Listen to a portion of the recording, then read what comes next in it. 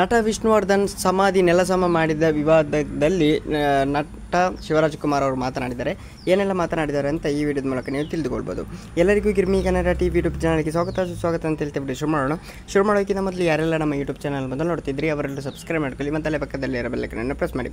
ಸದ್ಯ ಕರ್ನಾಟಕದಲ್ಲಿ ಟ್ರೆಂಡಿಂಗ್ನಲ್ಲಿರೋ ಸುದ್ದಿಗಳಲ್ಲಿ ನಟ ವಿಷ್ಣುವರ್ಧನ್ ಸಮಾಧಿ ತೆರವು ಮಾಡಿರುವ ಘಟನೆಯು ಒಂದು.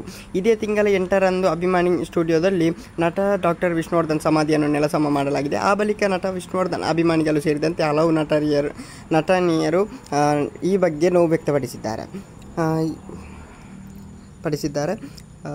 ಕಿಚ್ಚ ಸುದೀಪ್ ಸೇರಿದಂತೆ ಹಲವು ನಟರು ಹೇಳಿದ್ದಾರೆ.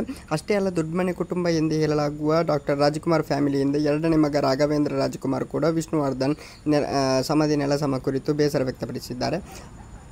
ಆದರೆ ಶಿವಣ್ಣ ಅವರು ಈಗ ಏನು ಮಾತಾಡಿರಲಿಲ್ಲ ಅಂತ ಸೋಷಿಯಲ್ ಮೀಡಿಯಾದಲ್ಲಿ ಸಾಕಷ್ಟು ಮಂದಿ ಕಾಮೆಂಟ್ ಹಾಕಿದ್ದಾರೆ. ನಿರೀಕ್ಷೆಯಂತೆ ನಟ ಶಿವರಾಜಕುಮಾರ್ ಅವರು ಇದೀಗ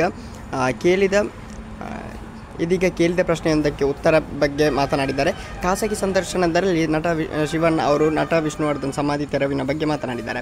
ಅವರೇನು ಹೇಳಿದರು ನೋಡಿ. ವಿಷ್ಣುವರ್ಧನ್ ಸರ್ ಬಗ್ಗೆ ಯಾರಿಗೆ ಅಭಿಮಾನ ಇಲ್ಲ ಹೇಳಿ? 100ಕ್ಕೆ 100ರಷ್ಟು ಪ್ರೀತಿ ಅಭಿಮಾನ ಎಲ್ಲರಿಗೂ ಇದೆ. ಪ್ರೀತಿ ಅನ್ನೋದು ಬೇರೆಯೇ. ಭಾರತಿ ಅಮ್ಮ ಇದ್ದಾರೆ, ಅವರ ಅಲೆಯಂದರು, ಅವರ 2 ಮಕ್ಕಳಿದ್ದಾರೆ. ಸಪೋರ್ಟ್ ಮಾಡ್ತಿದ್ದೇನೆ, ಪ್ರೀತಿ ಅಂತ ಅಲ್ಲ. ವಿಷ್ಣು ಸರ್ ಮೇಲೆ ಪ್ರೀತಿ ಯಾವತ್ತೂ ಇದೆ ನನಗೆ.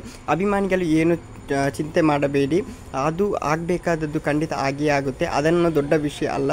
ಇದನ್ನು ಪದೇ ಪದೇ ಮಾತನಾಡ್ತಾ ಹೋದರೆ ಇದು ಬೇರೆ ಬೇರೆ ವಿಷಯಕ್ಕೆ ಎಳಿತಾ ಹೋಗುತ್ತದೆ. ಅವರ ಫ್ಯಾಮಿಲಿ ಏನು ಡಿಸೈಡ್ ಮಾಡುತ್ತೋ ಅದರ ಬಗ್ಗೆ ಆಲೋಚನೆ ಮಾಡ್ತಾನೆ ಎಂದು ಹೇಳಿದ್ದಾರೆ. ಓಕೆ.